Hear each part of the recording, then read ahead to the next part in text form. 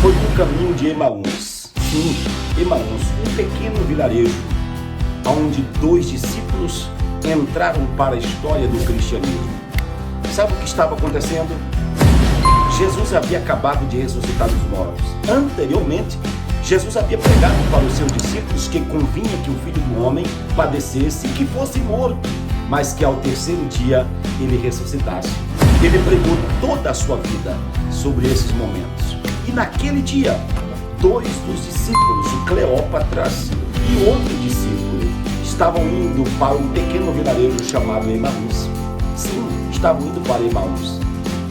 Porém, a Bíblia nos revela que enquanto os 2 discípulos estavam andando, dialogando entre si, falando exatamente sobre ele, sobre Jesus, que era um profeta, e eles acharam que seria aquele profeta de quem Moisés havia pregado, e que pregou em toda a sua vida, dizendo que ao terceiro dia ele ia ressuscitar, e até aquele momento ele não havia ressuscitado ainda. Enquanto eles dialogavam, conversavam entre si, de repente aparece ao lado deles um suposto viajante. Aquele homem com os trajes de viajante, com as aparências de viajante, com seu aspecto de viajante, de um mendigo, de um andarilho e etc. Aquele moço começa a andar ao lado deles.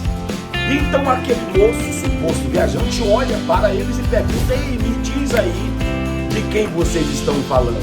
Quem é esse que vocês estão falando? Um dos discípulos olha para o suposto viajante e diz a ele: ó, só você não sabe o que aconteceu e o que está acontecendo nesses últimos dias em Jerusalém?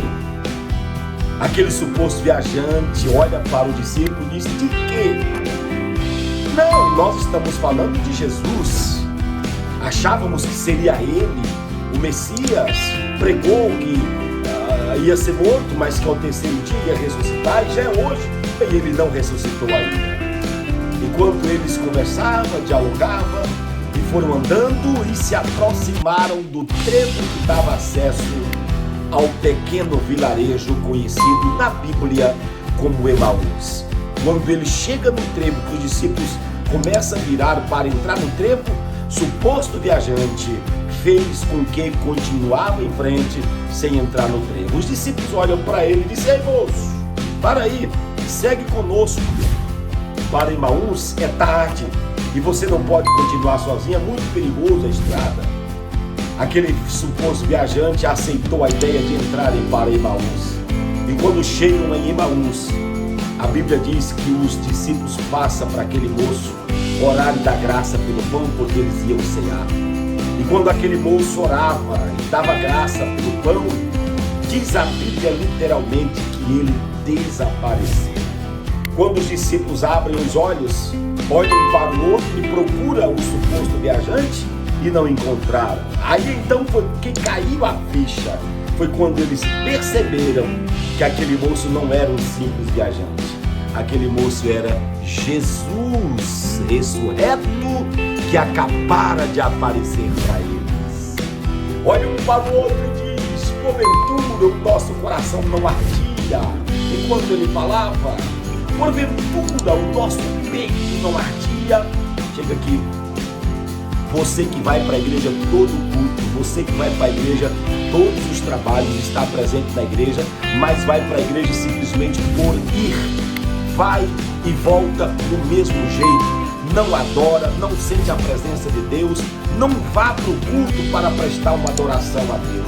Talvez você vá para o culto para prestar atenção nos outros, qual é a cor do cabelo da irmã, qual é a cor da roupa do irmão, qual é a cor do paletó do outro, que tipo de sapato ele está indo, qual é o penteado de fulano. Ei, para com isso. Você vai para a igreja para adorar a Deus. Não seja como esses discípulos, o Cleópatras e um outro discípulo, que só foram perceber que aquele não era um suposto viajante, que aquele era Jesus, depois que ele desapareceu. Vá para a igreja para adorar a Deus. Vá para a igreja para prestar um culto de adoração a Deus. Vá para a igreja. para sentir Deus no templo, no local escolhido, para ali ser um local de adoração. Vá com esse pensamento e com esse propósito. Não vá para a igreja para olhar defeito dos outros. Não vá para a igreja para olhar defeito do pastor. Não vá para a igreja para olhar defeito dos obreiros. Não vá para a igreja para olhar defeito nas irmãs, dos irmãos. Vá para a igreja para adorar a Deus. Esqueça de tudo e vá para o culto com propósito e com o objetivo de prestar a Deus a sua adoração. Deus te abençoe. Deus te use nos cultos, que você abra o coração para Deus, que o seu coração esteja pronto, preparado para oferecer a sua vida como um altar de adoração ao Deus Todo-Poderoso. Que Deus te abençoe e te guarde, você, sua casa e sua família, que você seja vaso de bênção nas mãos do Senhor Jesus. Fique na paz, Deus te abençoe. Jesus sentiu dores antecipadas do Calvário quando estava ajoelhado. Quando o pastor levantar a mão, a igreja também levanta. Quando o pastor abrir a boca e dizer glória a Deus, a igreja também confirma lá embaixo. Tem glória aqui, tem glória lá. Se tem fogo aqui, tem fogo lá. Se tem poder aqui, tem poder lá. Glória a Deus. Se tem oração aqui, tem oração lá. Levanta a mão e glorifica o nome.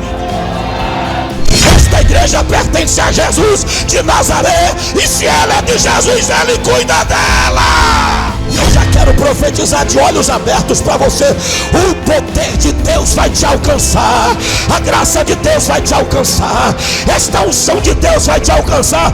Deus vai abrir o céu para você. Deus vai te encher de poder do céu, vai deixar derramar sobre a tua vida. É através dos joelhos, sempre foi e sempre será a marca do crente pentecostal. A oração sempre foi e sempre será a marca